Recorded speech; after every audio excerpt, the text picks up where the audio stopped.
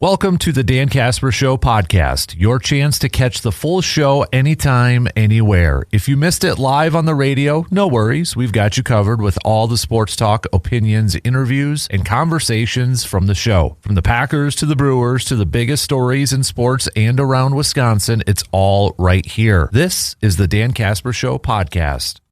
All right, third quarter kicks off right now, third hour on this Monday morning. Thanks for hanging out with us and making us a part of your start of a brand new work week. Whether you are listening on the radio dials, 105.1 FM, 790 AM, online, WAYYradio.com. You've got the app, download it, take it on the go. Your smart devices, smart speakers, video stream, also up and rolling on YouTube. So you can check that out as well. Got that going. Man Cave TV.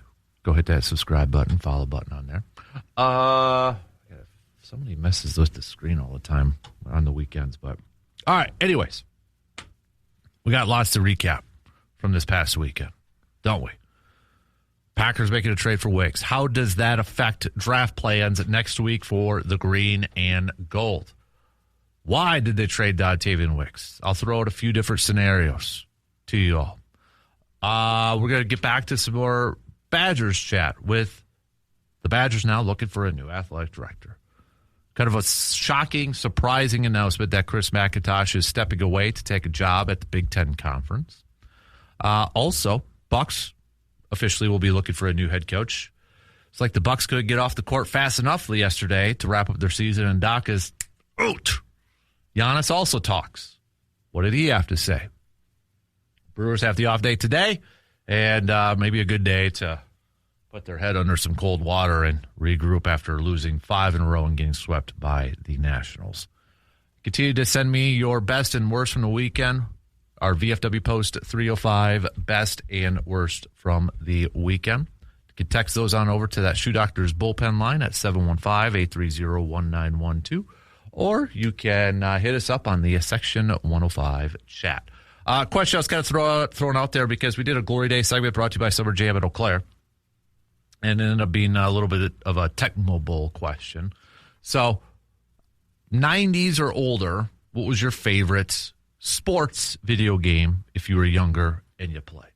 Got an NHL 95 pick. Got a Ken Griffey Jr. Presents Major League Baseball from 94. Solid pick. My first, so I remember playing RBI Baseball on Nintendo all the time. Remember playing Ken Griffey Jr. all the time. What was this other football? I could picture the cover. And I can almost like hum the music. But it was, I got to look football game on I got to look at this cover because I can't remember what it was called, but I remember playing it all the time. I'll try to find it during the break. But it was, if Tecmo Bowl wasn't the option, it was this one. I just remember I was always the 49ers on that one too. Man, it's going to bug me. It's going to bug me until I figure this out, and I can't do it right now. Otherwise, I'll get sidetracked. But it was on Nintendo. I'll come back to it. But I remember my first, here it is. It is, NES Play Action Football. That's what it was called. I don't know why I could remember that theme song, but I played that all the time at my grandma's house. That'd be up there. My first Madden game was Madden 95 on Game Boy. I remember I got it from Shopko on a shopping trip to the Shopko in Chippewa Falls when I was a youngster, when Shopko still had the game room. Anybody around here remember that? Back in the day, like the game room at Shopko, because I'd always play Turtles, the Turtle arcade game, all the time. Talk about glory days. Man, I remember that. Back in Medford, too, the Happy Joe's Pizza Parlor had a game room in there. Oh, it's the best. It's the best. So, okay. Let's do some local sports roundup brought to you by Carpet City Flooring Center, shall we? Let's start off in the blue gold world. So, UW Eau Claire, blue golds. A lot of action. See, I got to move the camera here. If you watch the video stream, you see me kind of like duck. Because I moved the camera because people keep knocking it off of its pedestal over the weekend, so I moved it on the computer screen, but now it like covers up some of my tabs. So apologize if I look a little weird there. But anyways, local sports roundup brought to you by Carpet City Flooring Center. Let's start off with UW-Eau Claire. Blue Gold. Let's give a shout out to the women's golf team. They placed third in their latest, third in their latest tournaments. And I mean, they're kind of picking up where they left off in the fall season, if you will. But this past weekend, they were in at the Gusty Spring Invite, placing third out of 12 teams. Fantastic performance from the Blue Gold women's golf team. And they're going to be back at it coming up this weekend. They're going to be right back at it coming up this next weekend, trying to ride that momentum, trying to ride the wave, right? They're going to be at Bethel University, Rumble at the Ridge over in White Bear Lake, Minnesota. And then they've got another one coming up against La Crosse on the 26th of April, and they wrap up their regular season at UW Stouts at Tanglewood coming up on May 3rd. So fantastic performance from the women's team at the Gusty Spring Invite. So big time tip of the cap to them. On the men's side, they were not in action this past weekend, but they are going to be back in action coming up this weekend in Minnesota at the Bobby Craig Invitational. And this is a team that's got a boatload of talent, and they've been, the last couple of years, have just been making some awesome strides and playing some awesome golf. So opportunity for them to really maybe have another high place finish and such. So Blue Gold baseball, they were going up against Whitewater. Now they got another game against Whitewater today at Carson Park. So if you're at 1 p.m., if you're looking for something, you can go check out some baseball at Carson Park taking on Whitewater. But they were up against Whitewater a couple times this past weekend, and Whitewater did get both games. On Saturday, the first game, the Blue Golds lost 5-15, but it was a really competitive, close game in their second contest against Whitewater. They did fall 6-7. So Blue Golds will try again against Whitewater today. And then coming up on Wednesday, they're going to be at Stouts. But the Blue Gold baseball team right now 13-9 to begin the season. Softball-wise, they split this past weekend going up against UW Oshkosh in a doubleheader, 16th ranked UW Oshkosh. Blue Golds fell in their first game 6-0 or 0-6, I guess. But bounced back and picked up the win, only allowing 3 hits. Complete game performance from Casey Felden, picking up her 5th win of the season. She went 7 strong innings, just giving up 3 hits, and the Blue Golds pick it up a 3-0 victory to improve to 21-7 on the season. Blue Golds will be back in action, taking on River Falls on Wednesday at River Falls. They're going to be on the road for a couple games here. They're going to be at River Falls on Wednesday, then they're going to be at UW Platteville coming up this weekend. Then they will return home to Eau Claire, taking on Stevens Point, 21-ranked Stevens Point next week. So, and then you look at, I know track and field was in action this past weekend too for the Blue Golds, as the outdoor track and field season is obviously continuing to roll right along. When you look at what they've got coming up here, they've got the Phil Eston Challenge coming up at UW La Crosse this weekend, the Drake Relays after that, but then the Dick and Mary Johnson Invitational up at Simpson Field at UW Eau Claire. It's always a great event. They brought it back a few years ago, finally having a home track and field event. And then after that, it's WIAC Championships. So that's kind of what's on the docket here for track and field for the Blue Golds. Tennis is also going on for the Blue Golds. When you look at what's coming up for them on the women's side of things. So for women's tennis, they picked up a victory this past Saturday against Elmhurst University. They're going to be going up against Bethany Lutheran College on Saturday. That's going to be in Eau Claire. They also have got matches coming up on this Sunday against University of Minnesota Morris and University of Wisconsin Superior. So on the men's side of things for tennis, they are going to be going up against Stevens Point on Friday and then they'll be home Saturday against Bethany Lutheran College. Stout, meanwhile, it was a busy weekend for UW Stout Athletics. I got to check out some of their flag football games. I got to check this. I got to check this out for flag football because I haven't seen it yet, and I want to go check it out. But for flag football, they had a few games in action this past weekend. First of all, they picked up a win 19-6 against Gustavus Adolphus, and then a 46-40 overtime victory against Augustana University. Then they did fall to Concordia College 25-32. So 2-1 over the weekend in flag football. Baseball team dropped both of their games against UW La Crosse. Game 1 was 1-7 loss. Game 2 was shutout 0-11. Their golf team too, also a fantastic finish down over at the Ironwood Golf Course in Illinois. They finished second out of 21 at the Kathy Spring Fling, it looks like. So solid, very solid finish for them. So big time congrats.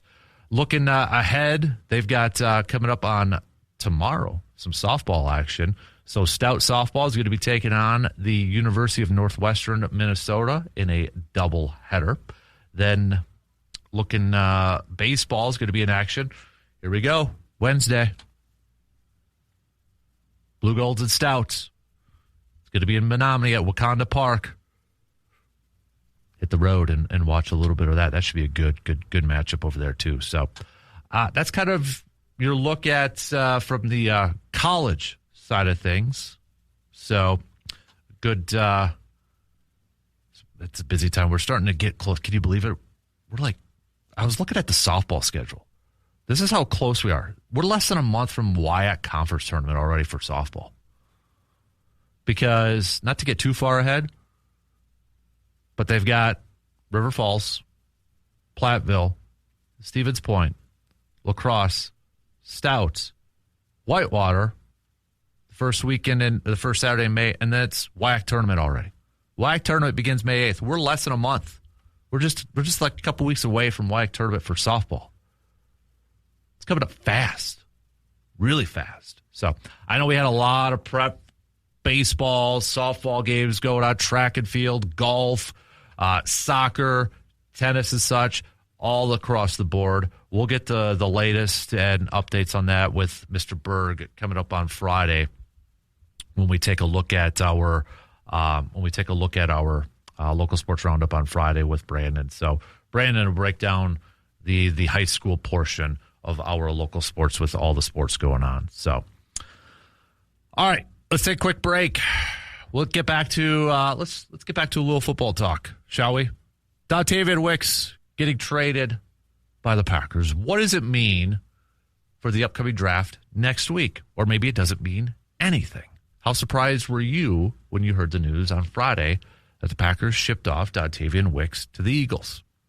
We'll hit that up coming up after these quick words. Spring is here in Eau Claire, and that means it's the perfect time to freshen up your home. At Carpet City Flooring Center, now is the season to take a look at what's under your feet and imagine what it could be. From soft, comfortable carpet that makes any room feel cozier to luxury vinyl planks and tile built for busy homes. There's always something for every space, every budget, and every lifestyle.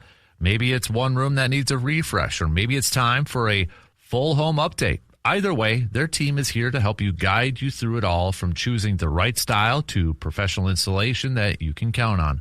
Because spring isn't just about cleaning out the old. It's about bringing in something better, a brighter space, a cleaner look, a home that feels new again. So if you're ready to upgrade this season, stop in and see what's possible. Carpet City Flooring Center in Eau Claire, where your next project starts from the floor up. So Friday, a little Friday news dump.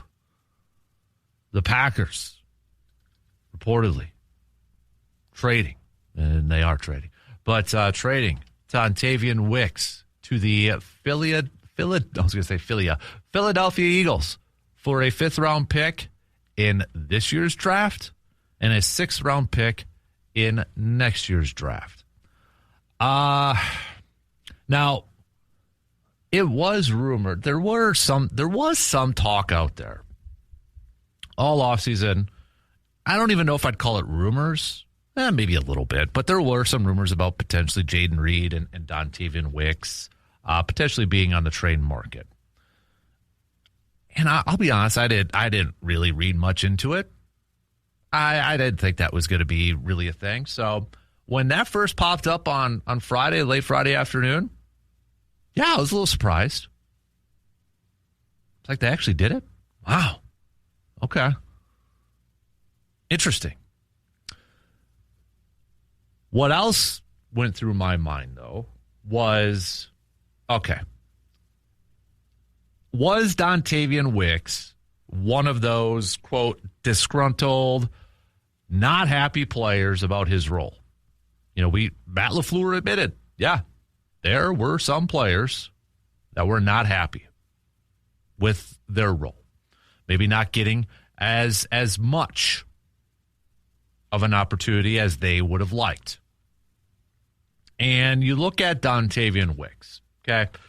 First off, let's look at what Dontayvion Wicks numbers-wise did in his 3 years with the Pack. He was a guy that there's talent there, and I still think there's a ton of potential with Dontayvion Wicks. I really do.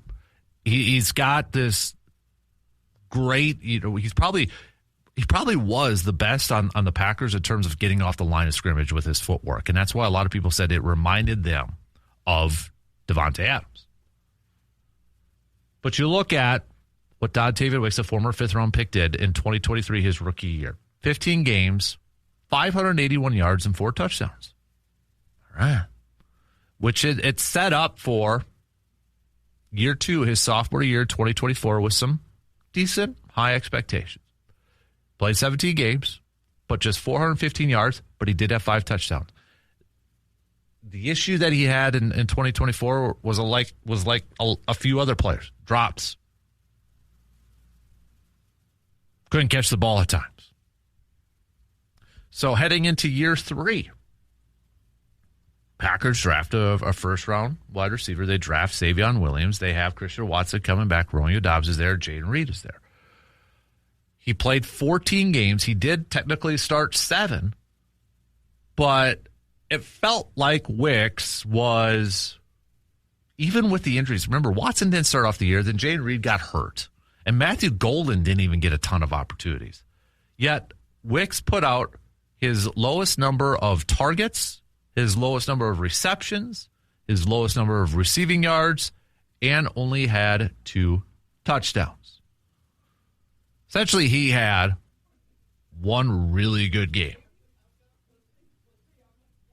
It was that Thanksgiving Day game against the Lions. 94 yards, 6 catches, 2 touchdowns. All of his touchdowns coming from that game. The closest in terms of production he had after that Thanksgiving Day game, he had a total of 5 catches. Or excuse me, 4 catches. 4 catches, 5 targets, 25 yards, no touchdowns. That's after that Thanksgiving Day game. So I'm not trying to be Columbo or Sherlock Holmes here, but you're coming off of that game against the Lions, and you're probably thinking, hey, I'm going to get some more chances. I put up these numbers. I made some great catches. I mean, we could think about that one end zone catch that he had, right? I mean, that was chef's kiss. But his opportunities went down. Chicago, the game after that, okay, he actually technically started that game. Played 11.38% of the offensive snaps. Week 15, 42.4%, 41.7%. 6.4. He played 46.8% of the offensive snaps throughout the entire season last year. He started off the season by going 45.8, 54.4, 67.7, 77.1. That was the Dallas game. Then it dropped 34.4, 26.8. Then it went back up 64.7, 56.4, 48.5. Detroit, 49.2. Then those numbers. It's just all over the place. And I remember after that Thanksgiving Day game thinking, okay, maybe Wicks is going to get more. And then I remember we talked about that Chicago game. It's like, man, Wicks isn't really like involved in that. And he was quiet. So I don't know if Wicks was one of those guys to be unhappy.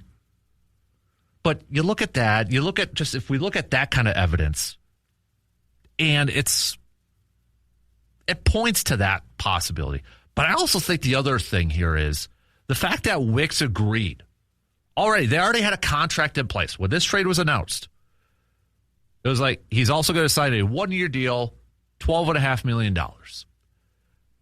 That almost, to me, is the biggest clue in this thing. That his agent, I have to imagine, was given permission to seek out a trade.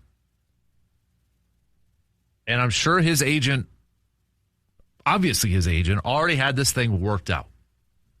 His agent, we hear this sometimes, we see this sometimes with some players that are unhappy. You know, a team will give the agent permission to go seek out a trade, to go talk to teams and see, like, hey, are you interested in my client? Hey, let's work something out. Can, give Green Bay a call. They'll work out the details, blah, blah, blah, blah, blah. They kind of do the legwork. They'll go find the team that's interested. Because I'm sure Green Bay is like, hey, we don't have a rush to trade him. We're not actively going to do that, but we'll give you permission. If you could go find a team, then maybe we'll do some talking. That, to me, is the biggest clue that Wicks wanted out. Or that there was maybe a little bit of a strain in the relationship. The fact that there was already a contract. $12 million, getting that raise. So signs do point, evidence does point. If we're playing internet sleuths here, and I don't know the true answer. I'm not in the building, and I don't know Wicks and all that. But there is a lot of signs that point that maybe he was one of those guys that Matt LaFleur kind of talked about that wasn't happy with their role on offense or on the team. So what does this mean going forward? I think it could mean a couple different things. Obviously, they are going to count on Matthew Golden more. We knew that they were going to have to count on him more with no Romeo Doubs. But now you throw no Dontayvion Wicks. There's no excuses. Matthew Golden has to be a major part of this receiver room. Watson, Reed, Golden. Those three. You throw in Tucker Kraft with the tight end option too. But I do wonder now, because it only opened up a couple $1 million worth of cap space. It wasn't like this big move that opened up more cap space. But it opened up a couple. I think it puts a little bit more pressure on Green Bay to try to lock up Watson and or Reed. You can't maybe get the bargain with Dontayvion Wicks and sign him to like a couple-year contract extension. I think now it puts a little more pressure on, okay, yeah, we got to make sure we keep either Watson or Reed and Tucker Kraft. Tucker Kraft, you keep, and then, Watson and or Reed. But I also think it does slightly change the draft approach a skosh. I think Green Bay was still going to draft a wide receiver, but maybe it moves up in terms of the priority. Does it make Green Bay now like, we got to draft a wide receiver in day 2, second round, third round? Maybe not, but would it surprise anybody? Wouldn't surprise me. But maybe it's like, okay, 5th round, maybe even the 4th round. Dontayvion Wicks was drafted in the 5th round. Goody flips it for a 5th and a 6th. I wouldn't be, yeah. So I think it maybe moves it up a little bit in terms of importance. They still need defensive line help, offensive line depth, corner help. Those are still the priorities. But if we kind of ranked the positions that Green Bay really has to come away with this draft next week and try to plug in those spots, to plug in those holes, wide receiver maybe moved up a little bit just in terms of depth, because if they don't re-sign Watson and they don't re-sign Reed, your wide receiver room is pretty empty. And I don't think they want to get in that situation again, where it was pretty bare. And they're counting on some younger guys to kind of step up and be the veteran leaders and such. Follow the Ted Thompson model. Keep that cupboard full. Keep restocking it. You have a couple there, but it's like when you're grocery shopping. Yep, you know what? We got a couple cans of soup left, but hey, let's keep that thing freshly stocked. We got some frozen pizzas. We got a couple left, but let's keep that thing freshly stocked. So we're never running low on it. Beer in the fridge too with your beer fridge. Oh, we got about a 6-pack left, but hey, we got to let's load that thing up with some more Busch Lights. Busch Lattes. Never know when the buddies are going to come over and, you're chilling around the man cave or you're sitting around the garage with the nice weather and just shooting a you-know-what. Keep that cupboard full. Keep it stocked. And I think right now, I'd be surprised. I'd be more surprised than not if Green Bay does not draft a wide receiver next weekend. And honestly, I'd probably be a little disappointed. I think also you have to expect more from Dontayvion Williams.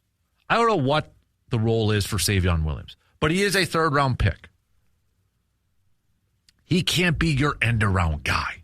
That's what they tried to do with him last year. And I get he scored a touchdown on it. But he can't be your end-around guy. He is not your kick returner. He is a bigger receiver. Let Sky Moore do that stuff. You brought in Sky. Sky Moore is not going to be a guy that's going to get you 500, 600, 700 yards receiving. If he does, there may be a couple of issues there, but still, he is your returner. He is your end-around guy. Find the role that best suits Dontayvion Williams. You have to see what you have in him. You put a third-round pick in him last year. But I also think this tells us that they might move Bo Melton back full-time to wide receiver.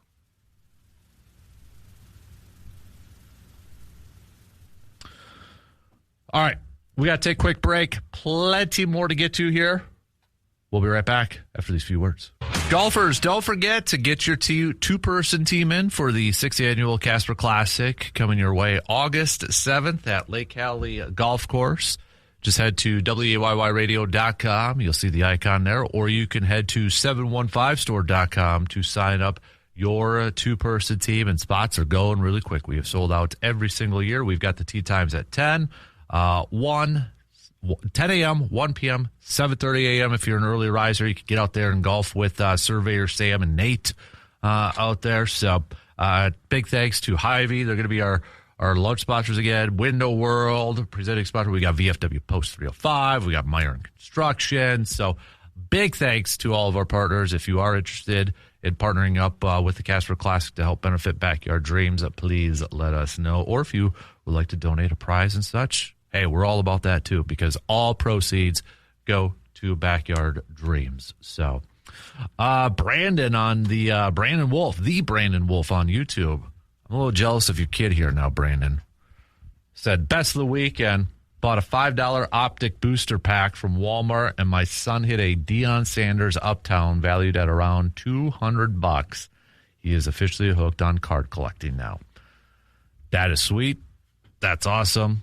And I'm jealous because it was a Deion card. So I'm just saying, that's sweet. That's a cool story. So I my kiddo, we picked up a couple packs of just baseball cards this weekend, and nothing really worth a whole lot, but to see his excitement when he gets a Brewer player. So his favorite player is Contreras. Okay. Contreras, Yelich, and Jackson Cheerio. And in one pack, he got just a basic Contreras one and a basic Yelich one. But you thought he got the best cards in the entire world. Sitting in the back seat, and he's ripping. He's like, oh, he's freaking out. And I'm like, what? Was there an accident or something? No, got a Contreras card, got a Yelich card. It was well worth it for him. And that's kind of how I was when I was a kid. Now you've got all these avenues. You could, just focus on the one player and buy these individual cards and such. And yes, we had card shops and such, but I was always I want to buy packs.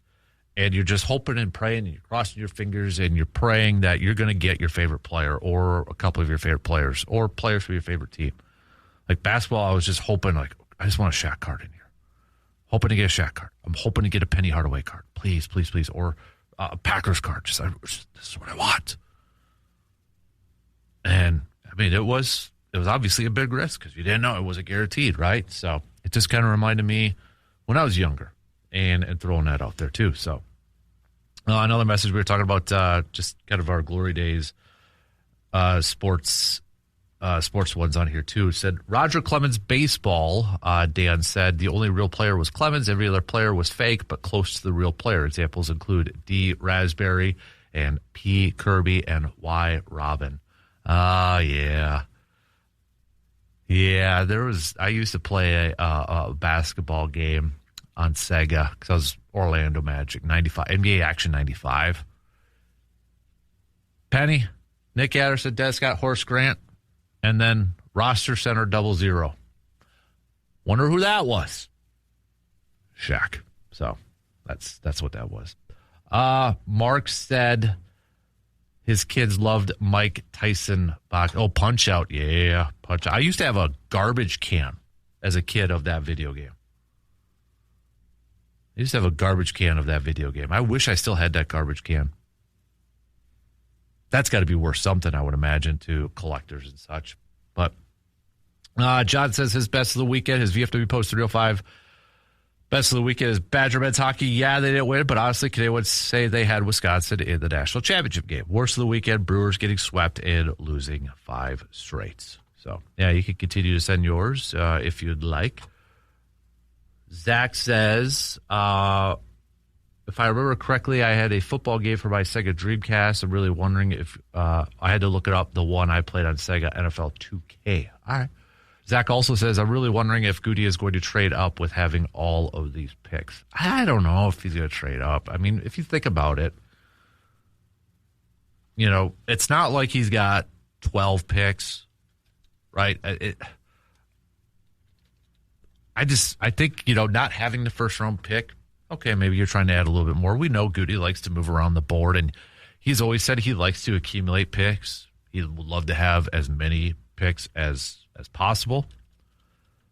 I don't think that was the primary reason of it, because right now when you look at it, Green Bay's got 1, 2, 3, 4, 5, 6, 7, 8. They've got 8 picks. They don't even have double-digit picks. Now, next year, they've got a little bit more. But also next year, for 2027, from all the experts, that draft is loaded. That draft is supposed to have a lot more talent. Because then next year, they're going to get those comp picks from losing guys like Malik Willis, Kingsley Nagbari.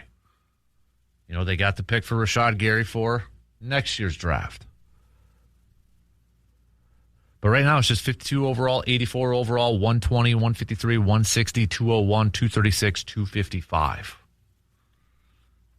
If he tries to move up, I mean, you're talking about then going down to maybe just 5 or 6 picks in his draft for this year. And I don't know. I don't know if he'd do that. But who knows? Goody has become kind of unpredictable in these last couple of years. I think it was possible that they were going to trade for Micah Parsons, and they did. I didn't think they were going to get a 4th-round pick for Rashad Gary, and they did. I didn't think they were going to trade Dontayvion Wicks, and they did. So I didn't think they were going to move on from Nate Hobbs after year 1, and they did. I kind of like the unpredictable Goody, though, to be honest with you. So, all right.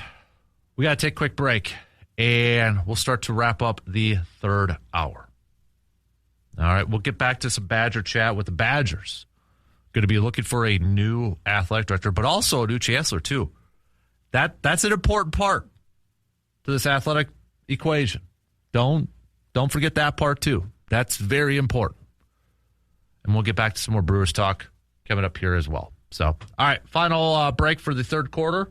We'll be right back in just a couple minutes. Baseball is back, and that means one thing. It's brat season, baby. So swing on into Mike's Star Market and stock up.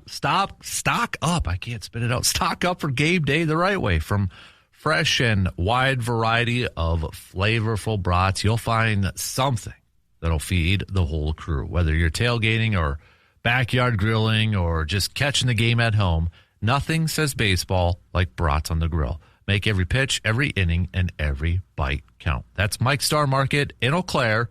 You're home for brat season. Oh, yeah, I could go for a brat right now. Doesn't that sound good?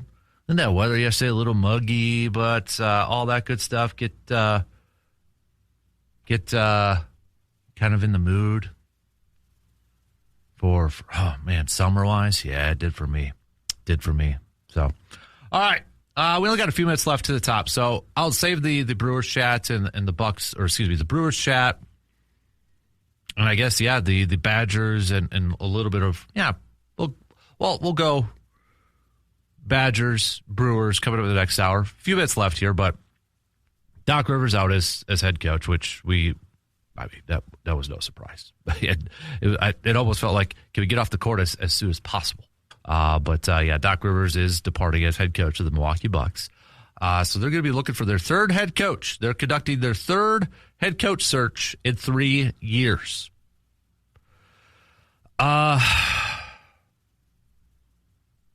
Doc Rivers, after the game on Sunday, said the season didn't go the way I wanted it to go, obviously.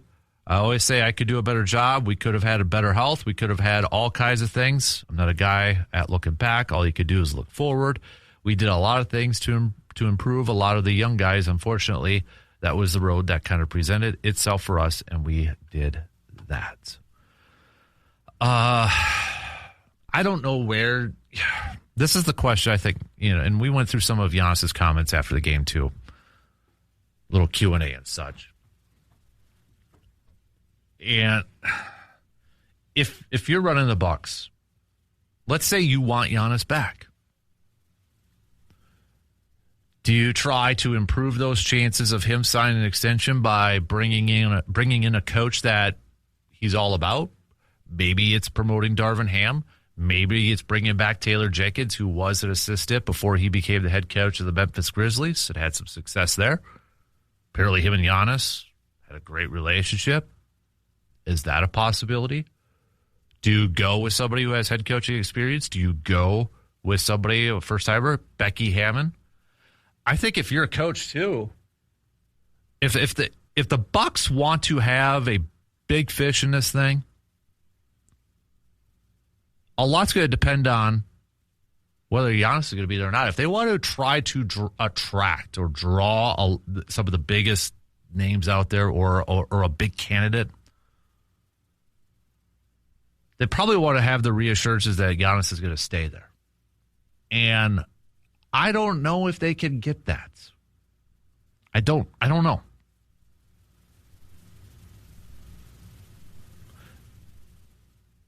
But I feel like, yeah, this is a tricky one for me because I don't know if a retread, a guy with head coaching, a guy or girl, a gal, or guy or woman with head coaching experience, or do you give it to a first time? I think so much depends on the structure of the team and whether Giannis is going to be there. If Giannis isn't going to be there, you might as well just say, tear this thing down and let's try to rebuild it.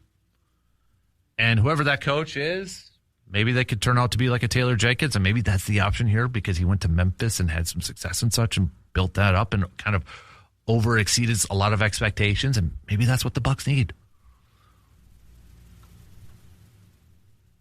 But we know it's going to be a crazy, big unknown offseason when it comes to what the Bucks do from a player standpoint, but a head coaching standpoint. The Bucks, just a little bit ago, 25 minutes ago, releasing a statement saying Doc Rivers has stepped down as head coach of the Milwaukee Bucks. It's been an honor to have Doc as our coach and as a leader in our organization and community, said the Bucks owners in a joint statement. In addition to his impact on the court, we're thankful for Doc's class and professionalism during his tenure in Milwaukee. I have truly loved my time in Milwaukee, Rivers said. Coming back to where I got my start, to a city that has always embraced me, has been a privilege.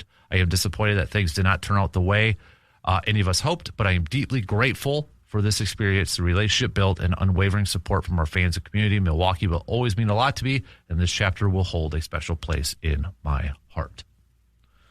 All right, shot clock's